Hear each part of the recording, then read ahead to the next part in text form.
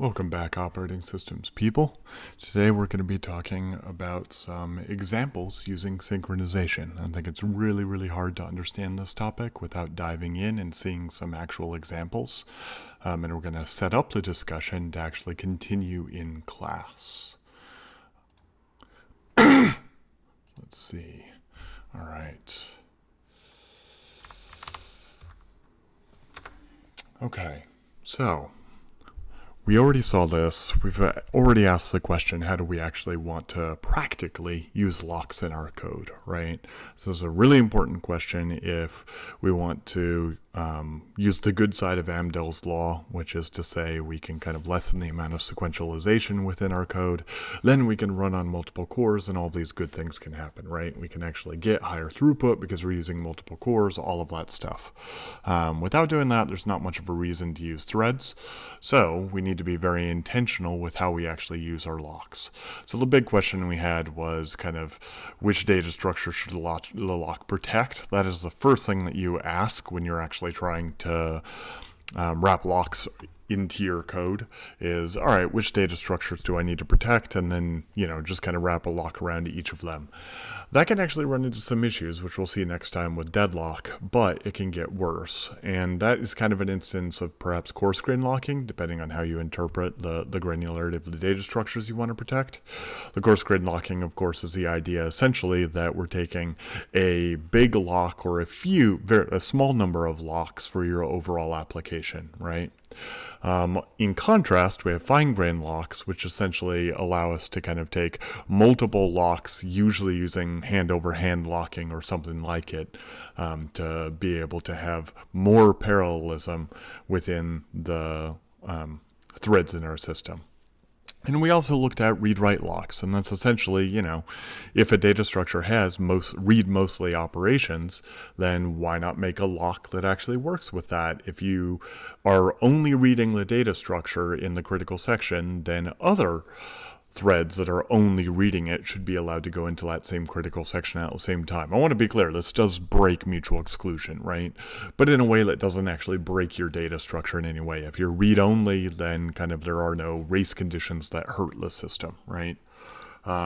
So we have kind of these three big questions, and I want to kind of look at a specific data structure that will allow us to contemplate our kind of choices between them a little bit more. And that's actually a very common data structure that is kind of a cache. And this is what Memcached is one of the most popular caching architectures out there. It's used pervasively across Facebook and other large companies like that. It's probably one of the most popular open source projects because both it's relatively simple and it's very powerful. The idea is essentially that you want to be able to use the memory of a system as a cache for data, right? And typically this is a cache of key value pairs. So when we think about a cache, it's usually that you cache some value associated with some key so that later somebody can ask for that key and you can return the value. Again, this is essentially what happens when you go to your Facebook homepage and it asks for 200 different nodes within that homepage. It's asking for the keys associated with each of the things that are being displayed and returning the actual values, which is either the data or some sort of a location of the data, right?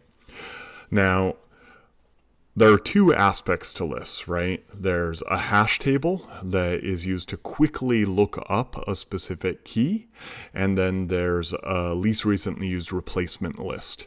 And the idea here is that because we have a finite amount of memory, when we store too many key values into the system, then we're going to run out of memory. And then when we try to store the next key value into the system, well, we don't have room. So what we need to do is evict something. So we need to know who to evict, and the general way that we do this is using least recently used. The item that was least recently accessed by the system will be the one that we actually kind of throw out of the system, right? Okay, so that's what we show here, these two data structures. The green teal on the left is the release recently used list, and we have the hash table, which is the blue nodes, and it's using separate chaining, right?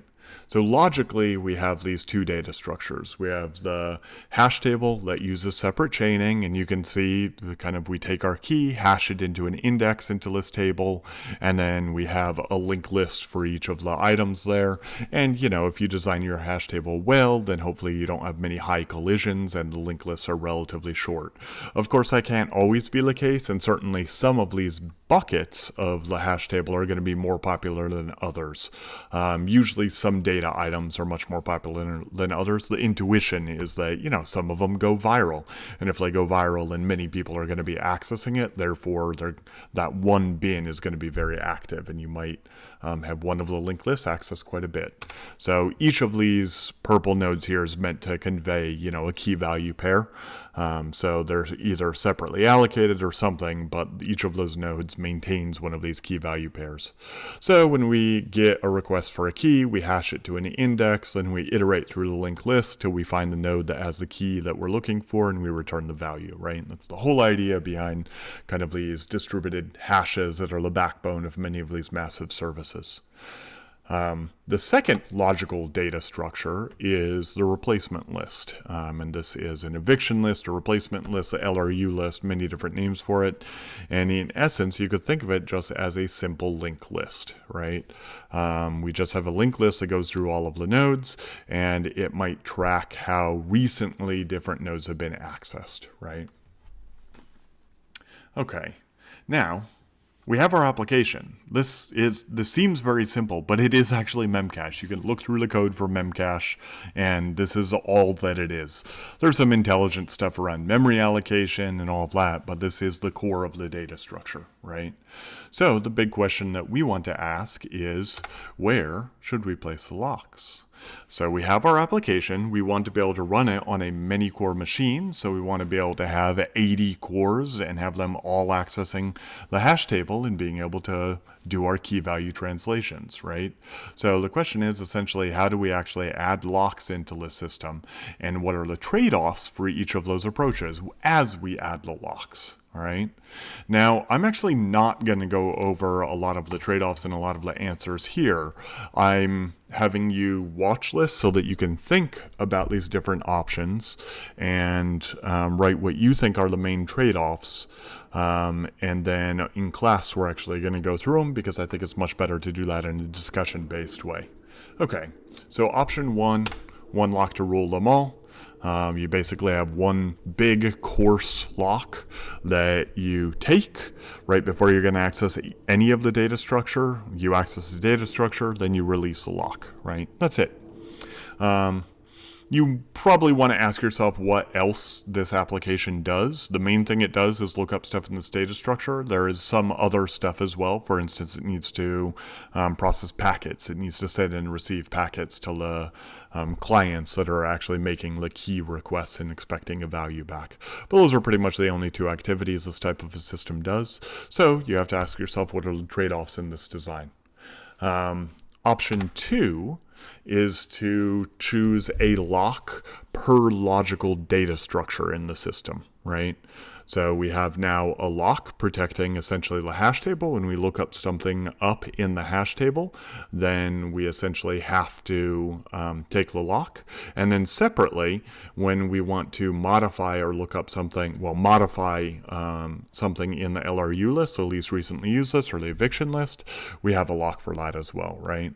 Now, I really want you to think about this deeply and ask yourself, what if one of those purple nodes that we're modifying is they're each in both of the data structures. So what happens when one thread on one core is looking up something in the data structure and another thread on another core is processing an eviction, right? There are a lot of interleavings here. There are a lot of race conditions that you really need to think about when you're thinking about this specific implementation.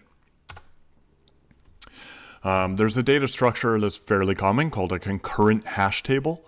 And the whole idea behind a concurrent hash table is simply to, instead of have one lock for the overall hash table, have one lock per per bucket within the hash table. So when we hash to our specific bucket for a key, then we take the lock for that bucket and we do our operation on the linked list for that bucket, but that's it. We don't need to actually access any of the rest of the linked list, so we don't take their buckets. And then we just maintain the separate lock for the LRU list or the eviction list, right? So this is option 3. Let's go. So this is more fine-grained, right? When we compare this and this, we're going from essentially option 1, which is the most coarse-grained, to making it a little less coarse-grained to at least have a lock per logical data structure. But we need to think through what issues this may bring up. And then we make it a little bit more fine-grained and actually break up the hash table to have multiple locks itself, right? So all that we're doing is trying to to push locks for deeper into the data structure and make it more and more fine-grained. But let's take that to its logical conclusion, right? So at its logical conclusion, we have something like this, where every single node within the data structure has a lock, right? So this is, in some sense, kind of the most fine-grained you could possibly imagine, right? So I want you to think about how difficult this would be, and to kind of point your brain in the right direction, I want you to think about this specific situation, right? Each node is on 2 lists, 2 linked lists. One of them might be circular, the eviction list might be circular, but regardless, they're each on a linked list. And if we have 1 lock per node, you have to ask yourself a lot of questions, right? Let's say that we want to remove this node because we're trying to evict it. That means we need to remove it from both of the lists. If we need to remove it from both of the lists, we need to take the lock for this node, of course, but then also probably the locks for the nodes that point to it, because we need to modify their pointers to remove this node, right? So the big question is, when can you free the node? What locks do you need to take to free the node? And what you need to do to actually be able to take those locks, right? So think about what locks you might need to take to be able to safely free this node. And what tends to be very important here is the order in which you take those locks. We'll see it. We'll talk a lot about kind of lock orders in the next class. Okay, and then the last option that I wanted to think through is option 5, which is having a concurrent hash table but using read-write locks. So now we have a concurrent read-write hash table with the same LRU lock. So each of the read-write locks are denoted as kind of the blue-red lock to denote the 2 modes. And if all that we're doing is trying to translate a key into a value, then we probably only need to take the read side of the lock. So lookups within this data structure are only taking the read lock, not the write lock, right? However, we still need to think through what that means for the eviction list, right? If we want to remove a node, what does that mean doing that while we have kind of read-write locks?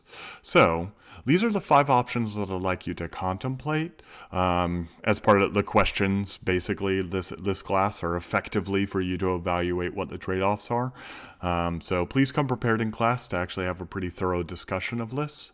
Yeah. I know a lot of people have a hard time coming to class and kind of productively working together in a group. I sympathize. I don't think very quickly. So this time you actually can prepare quite a bit. So think through these different options. You're more than allowed to talk about these different options with your teammates on this one. So please feel free to brainstorm and come to class with your ideas. So this is just an example of a real data structure that's deployed everywhere, hundreds of thousands of nodes. I will tell you in class which one of these structures it really uses, and we'll try to kind of reverse engineer why by assessing the trade-offs of each of these options. But now what I'd like to do is actually go to a completely different option that kind of emphasizes where condition variables can be useful as well. So we're going to look not at a real data structure, but at a contrived one that makes a good point about conditioned variables. And it's actually a very famous problem called the dining philosophers problem. You can see Adam Smith chilling with Hume, chilling with Kant. Nietzsche does not chill. Nietzsche is very serious no matter what he does and generally angry at everything, and Descartes is just not even convinced that he's really there. So we have the dining philosopher problem where each of these wonderful philosophers are sitting around the table and they have rice in the center of the table. Each of these philosophers is going to be thinking deep thoughts. That's what they do. That is almost literally just their profession. Nietzsche also thinks his profession is being, sad and angry, but mainly it's thinking. And they're going to alternate between thinking deep thoughts and eating rice because you need to, power up the brain. Adam Smith will start asking what the correct exchange for rice is, and everybody else will ignore him and just eat it regardless. And the odd thing about this scenario is effectively that we have 5 chopsticks.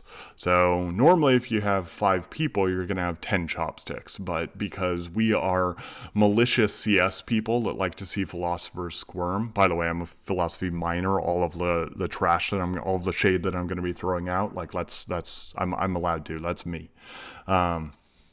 So we are trying to actually set up a scenario where, these people are going to have to cooperate in some way. And this is essentially kind of the reality show put on by computer scientists. Seriously, you can look up the dining philosophers problem. It's famous. I don't know why. We're just malicious in this way. So the difficulty here is that it's really, really hard to eat rice with a single chopstick, right? So you really need 2 chopsticks to eat rice, but there are only 5 chopsticks and 5 people. So somehow the philosophers, are going to need to coordinate to be able to get 2 chopsticks to be able to eat the rice, right? This is the crux of the problem. So we're going to set this up and define the data structures a little bit. We can think of each of the philosophers as being in one of 3 states, either thinking, hungry, and therefore trying to take chopsticks, or actually eating, right? These are the 3 states that they're in. If it were up to them, they would have only one state, but their feeble meat bodies actually need to eat. So therefore, they must go into hungry and then go into the eating state. So if you're in the hungry state, you're trying to acquire chopsticks one at a time. If both of the chopsticks to your left and to your right are not used, then they can both be picked up, and then you can transition into the eating state. Later, the philosopher is going to place both of the chopsticks back on the table when they're done eating, and are going to transition back into the thinking state. You can think of this as a very simple state machine. Now, our first go at lists, right? Like, those are just data structures. There's like a state. This is fine, right? We're computer scientists. We can write an algorithm to lists. We can help the philosophers do their job. We may not think great thoughts, but we can enable others to. Not a problem, right? So what I'm going to do is define a mutex for each of the chopsticks. I think this is really intuitive, right? Each of the chopsticks is a shared resource. So you know what? That's fine. Let's just actually define a mutex for each of the chopsticks. Fine, no problem. That's great. Then we know how to take shared resources. We could basically wait, which is lock or acquire, right? Take. Any of these words mean the same thing, to basically take a lock, right? So we can try to take the lock for the chopstick to our left, chopstick I, and then we can wait on chopstick to our right. So we're first trying to take our left chopstick. Then when we do, we're in the critical section for that chopstick. Then we can take the right chopstick. Then we're in that critical section. We own both of those data structures. Nobody else can have them because of the mutual exclusion provided by the lock. And then, of course, we have the chopsticks. We can eat and be jolly. We are mainly jolly not because we're eating. We're philosophers. We're very serious. We're jolly because the sooner that we eat, the sooner we can get back to thinking deep thoughts. Except for Hume. He's just always happy. What a weirdo. And then signal.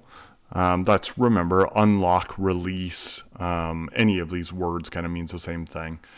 Signal, we're going to release a lock for our left, then release a lock to our right, and then go back to thinking deep thoughts. And after we're done thinking deep thoughts, we do this again. This is our life now. This is what it means to be a dying philosopher, right? Is there a problem with this?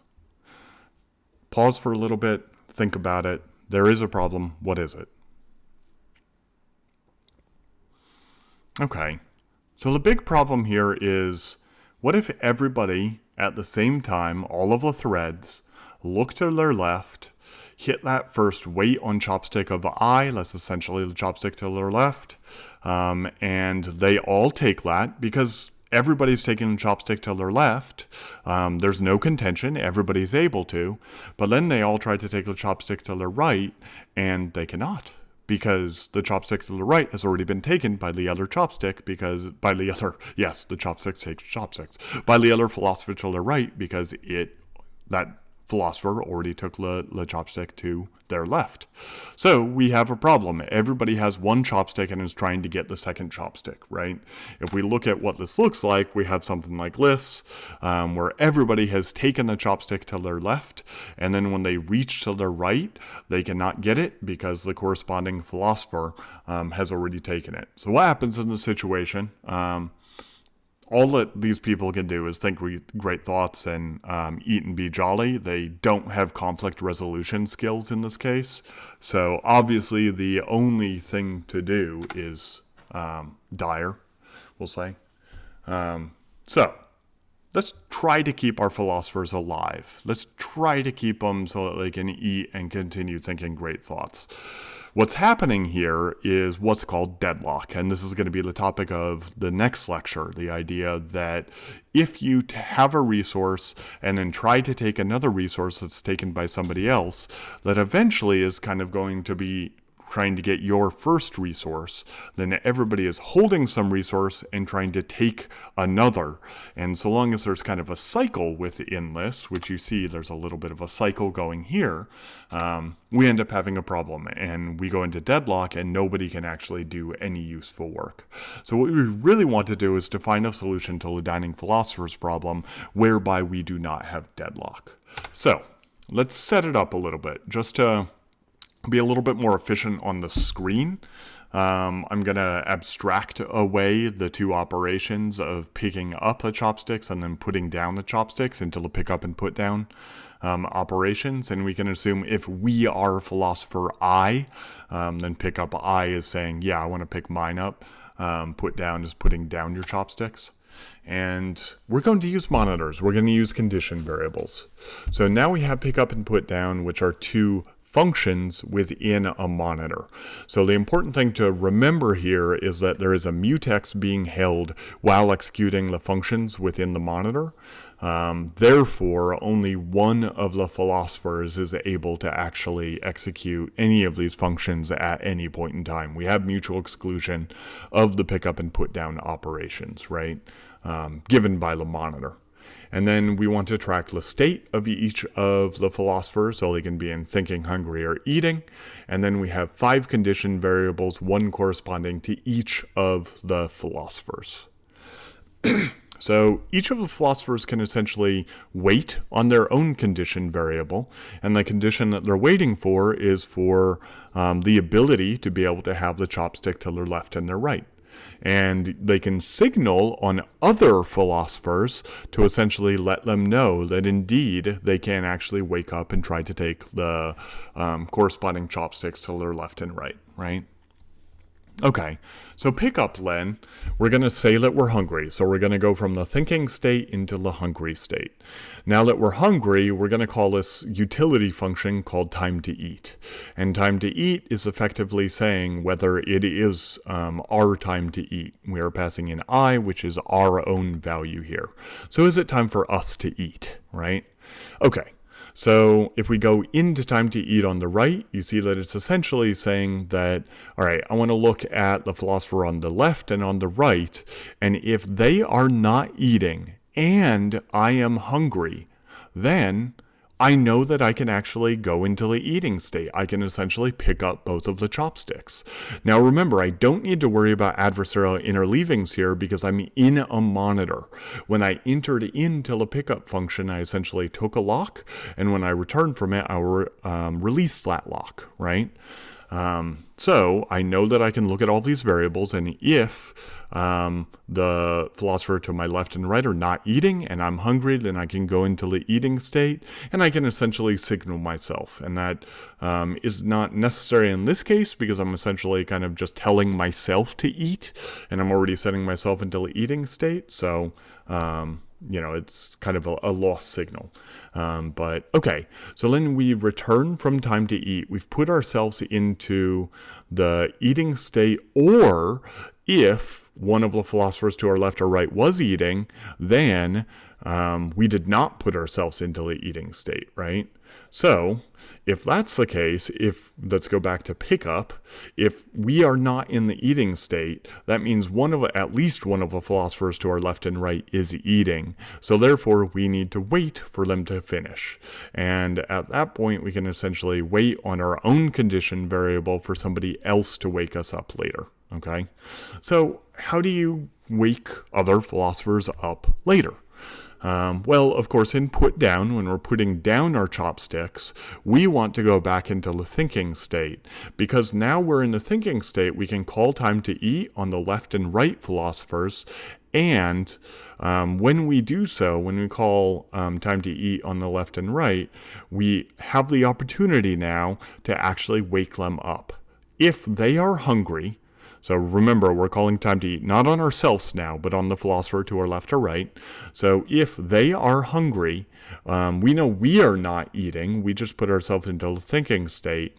And if the philosopher on their other side is also not eating, then we can tell that philosopher, actually, you're eating now. Go ahead, take your chopsticks, and then signal that philosopher that was hungry to actually wake up. And when they wake up, they will essentially return from pickup, be able to eat and be jolly, and then put down, which may again wake up other philosophers that are waiting for their chopstick. So this is the kind of high-level design of how we might use condition variables and monitors effectively to solve the dining philosopher problem in a relatively simple way. I think this is a relatively easy to understand solution. It does make some assumptions about how signal and weight interact, but some condition variables do interact in a way that makes this work. Okay, so this is a relatively short one. I want you to think hard about the options that we have for Memcached synchronization that we talked about earlier.